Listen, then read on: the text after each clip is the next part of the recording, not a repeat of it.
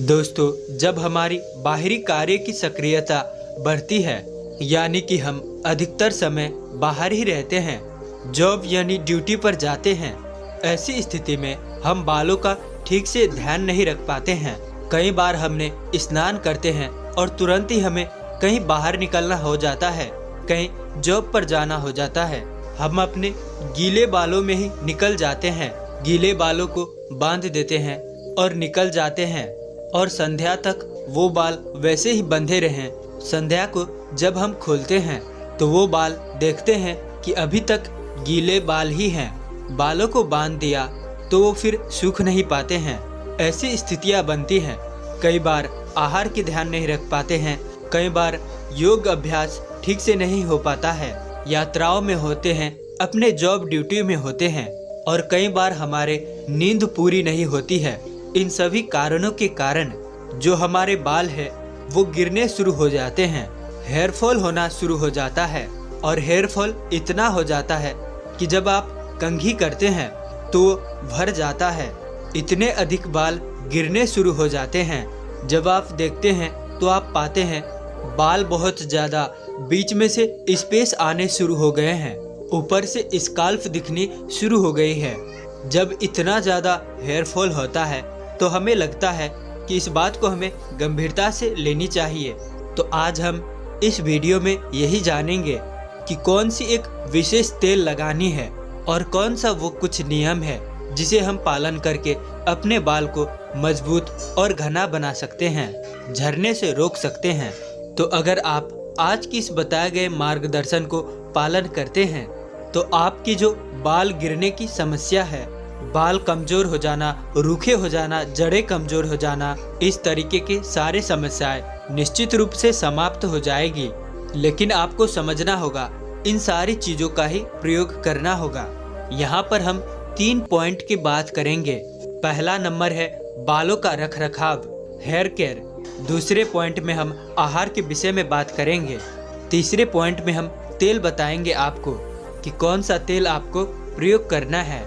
तो इसे जानने से पहले महात्मा गौतम बुद्ध की एक छोटी सी उपदेश को सुन लेते हैं। जब एक हत्यारा झूठ का सहारा लेकर अपनी प्राणों का रक्षा कर सकते हैं तो जरा सोचो सत्य में कितनी शक्ति समाई है। आज की उपदेश का भी यही विषय होगा। कहते हुए बुद्ध ने अपने शिष्यों को एक कथा सुनाई। एक व्यक्ति ने किसी की हत्या कर दी तो राजा के सिपाही उसके पीछा पड़ गए। वह किसी तरह जान बचाकर भागता रहा। तभी सामने नदी आ गई। उसे पार करना जान जोखिम में डालना था, मगर सिपाहियों का हाथ पड़ने का मतलब था फांसी या लंबा सजाए। उसे समझ में नहीं आ रहा था कि वह क्या करे। घबराकर उसने इधर उधर देखा। नदी किनारे एक आदमी भभूत लगाकर साधु बनकर ध्यान मग्न बैठा था।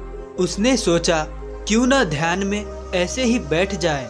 उसने भी अपने मन पर, अपने तन पर, अपने पूरी शरीर पर राख लगाई और आंखें बंद करके पेड़ के नीचे बैठ गया। साधु का अभिनय करते हुए वह शांत होके बैठा तो उसे आनंद आने लगा, उसे मजा आने लगा। ध्यान में इतनी शक्ति है। उसे ऐसा लगने लगा कि मेरे सारे पाप दूर हो गए। वह ध्यान में लीन हो गया। ऐसा आनंद तो उसने पहले कभी महसूस ही नहीं किया था। राजा का सिपाही हत्यारे का पीछा करते हुए नदी किनारे पहुंचे। उन्होंने इस ध्यान मग्न साधु को बैठे देखा तो वह झुके और उसके चरणों में सिर रख दिया। उसके बाद साधु बने हत्यारे के भीतर से कपाट खुलने लगे। वह हैरान हो गया कि मैं तो केवल फरेबी साधु हूँ, मगर इन्हें क्या दिखाई पड़ गया जो इन्होंने मेरे पैर छू लिए। झूठ इतना कारगर हो सकता है तो सत्य का क्या पता कितना कारगर होगा। सिपाही पैर छूकर चले गए, लेकिन वह हत्यारा पूरी तरह से बदल गया। उसके जीवन में क्रांति आ गई, क्योंकि उसने देखा कि झूठी साधुता को इतना सम्मान मिल गया तो सच्ची साधुता को कितना श्रद्धा मिलेगी। बरसों से बंद उसकी आंखें पल भर में खुल गई और वह उसी दिन से बदल गया। और आगे चल के बहुत बड़ा सन्यासी बन गया। उसने दूसरों के जीवन में भी खुशियाँ लाने लगा। तो दोस्तों, आपने देखा कि सत्य में कितनी शक्ति होती है। तो इसीलिए कभी भी सत्य का साथ मत छोड़िए, कभी भी झूठ का सहारा हमें नहीं लेना चाहिए। अगर हम सत्य के राह पर चलते हैं, सत्य को अपनाते हैं, तो हमें कुछ दिन के लिए परेशान जरूर हो सकते हैं, लेकिन विजय हमारी ही होगी। हमारे जीवन में कभी कोई कष्ट नहीं आएगा। तो दोस्तों, आप इस छोटी सी कहानी से क्या सीखते हैं? आपको क्या ज्ञान प्राप्त हुआ?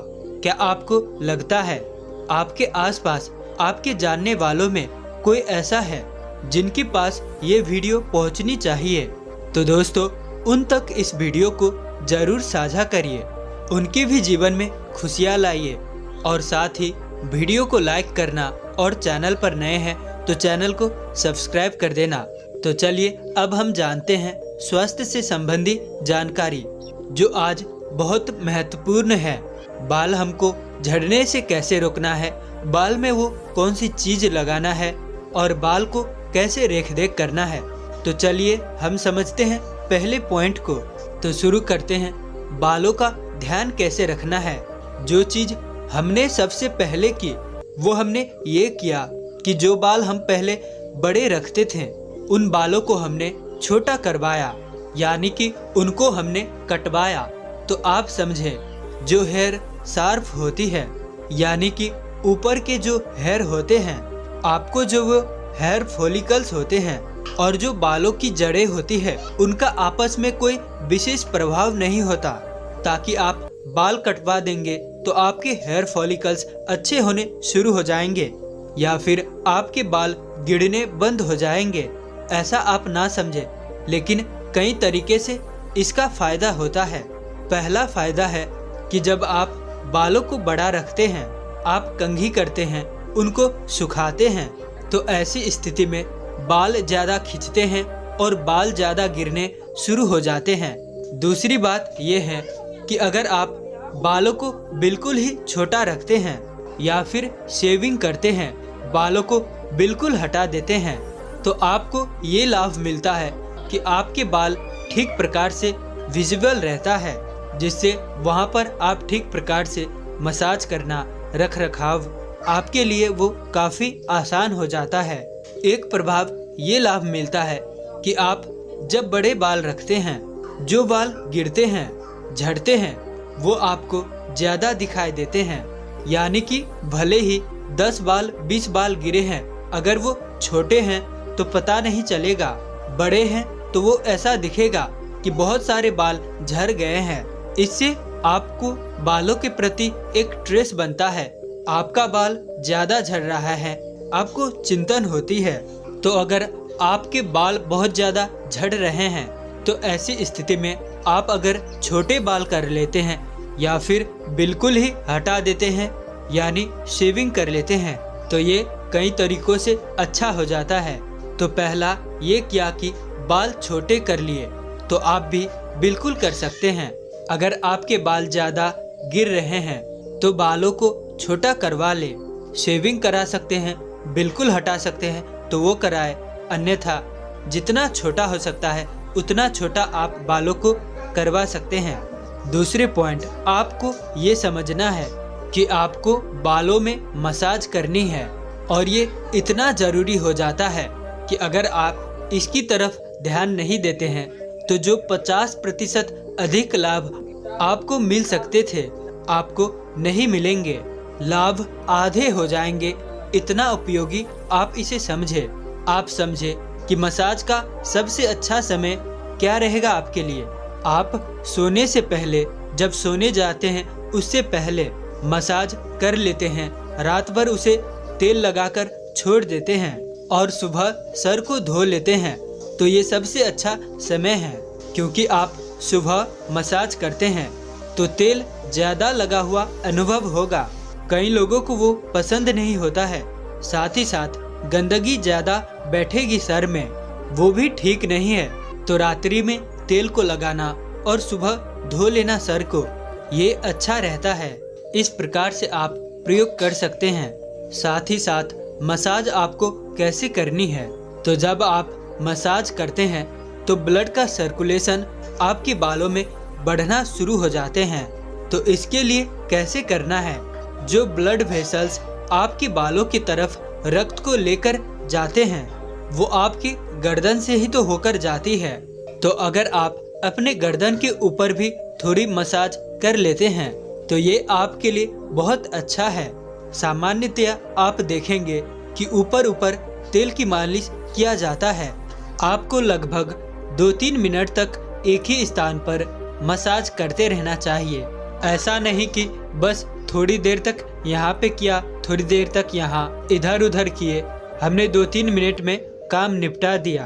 अगर आप थेरेपी की तरह इसको ले रहे हैं तो इसमें थोड़ा समय देना पड़ेगा। अब मान ले कि एक व्यक्ति है जिसके बाल आगे से पीछे जाने शुरू हो गए हैं, आगे से झड़ रहे हैं, तो जहाँ से उसके बाल कम हो रहे हैं बहुत हल्के हल्के हाथ से वहाँ पे मसाज करना शुरू करे और लगभग 2-3 मिनट तक वहाँ मसाज करता रहे। उसके बाद पूरा अपने सर में धीरे धीरे से मसाज करे। इस प्रकार से आपको ये मसाज करनी है। और एक विशेष बात आप ध्यान रखें, यहाँ पर आप मसाज करते हुए अपने सर को नीचे की तरफ रखते हैं तो बहुत ही उपयोगी हो जाएगा आपके लिए। इससे बहुत अच्छे लाभ प्राप्त होंगे, यानी कि आप अपने लोअर बैक से नीचे की तरफ जाकर उस पोजीशन में जाकर आपको ये मसाज करनी है। इस तरीके से आप करते हैं और 3-4-5 मिनट तक आप ये कर पाते हैं। तो इससे क्या होता है, हमारा जो ब्लड का सर्कुलेशन होता है वो हमारे सर में बहुत अच्छा से होता है, जिससे हमारे बालों में अच्छा प्रभाव पड़ते हैं। सिर में मसाज करते हुए बाल को अच्छा फायदा पहुंचता है। तो ये विधि आपको अपनानी है और इसी तरीके से आगे से आप मसाज करना शुरू करेंगे। अब इससे आगे हम बढ़ते हैं अपने दूसरी नंबर पर, जो है आहार। आहार में आपको किन चीजों का ध्यान रखना है, जैसे कि आप सभी को पता ही है कि आपके बाल प्रोटीन से बने हुए होते हैं। 80 से 90% केराटिन नामक प्रोटीन आपके बाल में पाए जाते हैं। तो जब प्रोटीन से ही बालों का निर्माण हो रहा है तो अगर प्रोटीन नहीं मिलेगा तो कैसे आपके बाल सही तरीके से ठीक रह सकते हैं। ये तो ऐसी बात हो जाएगी कि फैक्ट्री आपके पास है लेकिन आपके पास रॉ मटेरियल नहीं है। तो अगर रॉ मटेरियल ही नहीं रहेगी तो फैक्ट्री काम कैसे कर पाएगी, चलेगी कैसे। तो आपकी हेयर फॉलिकल्स जो है उन्हें आप फैक्ट्री समझे जो बालों को प्रोड्यूस कर रहे हैं। अगर रॉ मटेरियल नहीं होगा तो काम नहीं बनेगा, तो बाल नहीं बनेगा। तो आपको प्रोटीन पर्याप्त मात्रा में देना होगा अपने शरीर को, तभी आपके बाल अच्छे हो सकते हैं। तो प्रोटीन की आपूर्ति करने के लिए आपको बहुत कुछ करने की जरूरत नहीं है। आप बस डेयरी ले सकते हैं, यानी कि दूध, दही, पनीर, ये 3 चीजों का प्रयोग आपको निरंतर करना है। ये बाल के लिए बहुत ही उपयोगी होता है। साथ ही साथ आपको ड्राई फ्रूट्स का सेवन करना है। उसमें बादाम, अखरोट, काजू, अंजीर सभी का प्रयोग आपको करना चाहिए। ये प्रोटीन का अच्छा सोर्स है। साथ ही साथ दूसरे कई तरह के पोषक तत्वों के मात्रा भी इसमें भरपूर होते हैं। तो ये आपके शरीर की अच्छी पूर्ति करेंगे। इसको रात को आपको भिगो देना है और सुबह इनको प्रयोग करना है। अखरोट, बादाम, अंजीर आदि का ये आपको करना है। साथ ही साथ आपको अपने आहार में दाल, राजमा, छोले इनका प्रयोग निरंतर करना है।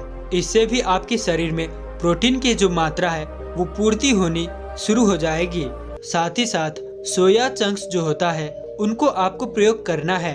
ये प्रोटीन का बहुत ही अच्छा और सस्ता सोर्स है। मूंगफली का प्रयोग भी आपको करना है।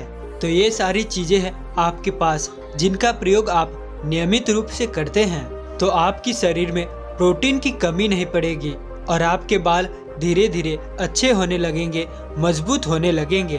आपको फलों का, सब्जियों का तो प्रयोग निरंतर आपको करना ही है। फलों का, सब्जियों का जो सीजन का है उनका प्रयोग करेंगे तो आपको विटामिन, प्रोटीन की पूर्ति हो जाएगी। लेकिन यहाँ पर आपको समझना है एक विशेष औषधि के बारे में, आंवला। आंवला आयुर्वेद के अनुसार आपके बालों के लिए परम उपयोगी, परम लाभकारी है। ये हमने भी अनुभव किया है, ये हम जानते हैं। आंवला को लेने का तरीका है वो सबसे अच्छा है कि आप आंवले का जूस निकाल लीजिए और उसका अगर आप प्रयोग करते हैं तो ये सबसे अच्छा है। लेकिन अगर ऐसे नहीं हो पाता है तो दूसरा अच्छा तरीका है आंवला चूर्ण ले लेना, उसको मिट्टी के पात्र में रात को भिगो देना और सुबह उसको छान करके उस पानी को प्रयोग करते हैं तो ये भी आपके बालों के लिए बहुत अच्छा है और अन्य अनेक फायदे भी है इसका। और अगर ये भी आप कई बार नहीं कर पा रहे हैं तो आप आंवले का मुरब्बा ले सकते हैं और 2 आंवले आप प्रतिदिन उसमें से ग्रहण करते हैं तो ये आपके लिए बहुत हितकारी है। तो इस तरीके से आपको आंवले का सेवन करना है।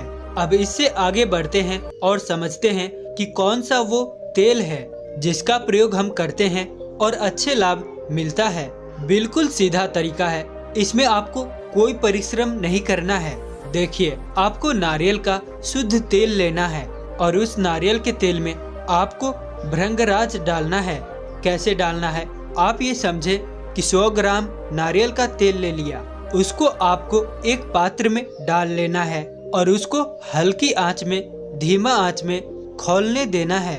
जब वो थोड़ा खौलने लगे, गर्म हो जाए तो उसमें 1 चम्मच की मात्रा में भृंगराज का चूर्ण उसमें मिलाना है और उसको फिर पकने देना है। कुछ समय तक वो खौलता रहे, उसके बाद उसको ठंडा होने देना है और ठंडा होने के बाद कांच के किसी भी बोतल में आपको भर लेना है और उस तेल को आपको प्रयोग करना है। और जिस विधि से मैंने आपको बताया है कि मसाज कैसे करनी है, उस विधि से ही इस तेल का प्रयोग करना है, क्योंकि अगर इसको आपने ऊपर ऊपर से लगा लिया तो कोई बात नहीं बनेगी। जब तक आपके बालों के जड़ों में नहीं जाएगा, जड़ों में शोषित नहीं होगा, तब तक ये गुण नहीं दे पाएगा। इसके साथ जो ब्लड का सर्कुलेशन इम्प्रूव होगा मसाज से, वो तो आपके लिए परम लाभकारी है ही। साथ ही भृंगराज एंटी फंगल है, जो फंगल लगते हैं आपके बालों में उनसे आपको ये बचाता है। डैंड्रफ होना शुरू हो जाता है, उससे आपको ये बचाता है। इससे विटामिन ई आपको मिलेगा। साथ ही साथ बालों को मजबूत बनाने में, बालों को पोषण देने में बहुत ही अच्छा मदद करता है। ये बहुत ही आसान है बनाना और प्रयोग करना। और अपने बालों को धोने के लिए भी केमिकल वाले शैम्पू का प्रयोग ना करें। आप कोई अच्छा आयुर्वेदिक शैम्पू प्रयोग करें या फिर आप मुल्तानी मिट्टी में नींबू डाल के उससे अपने बालों को धो सकते हैं। ये बहुत अच्छा तरीका है, आपको ऐसा ही करना है। तो ये सारी चीजें हैं जो बिल्कुल आसान है, ये आप आसानी से घर पर ही कर सकते हैं। थोड़ा ही समय लगेगा आपको और बहुत अच्छे लाभ प्राप्त होंगे। तो अपेक्षा है कि आपको ये स्वास्थ्य संबंधी जानकारी अच्छे से समझ में आ गए होंगे। साथ ही भगवान महात्मा बुद्ध के उपदेश को भी आप अनुसरण करेंगे। तो अंत तक इस वीडियो में हमारे साथ बने रहने के लिए मैं किशन शर्मा आप सभी का दिल से बहुत बहुत धन्यवाद करता हूं। तो चलिए मिलते हैं ऐसी किसी और नए वीडियो में, तब तक के लिए अपना ख्याल रखें। धन्यवाद।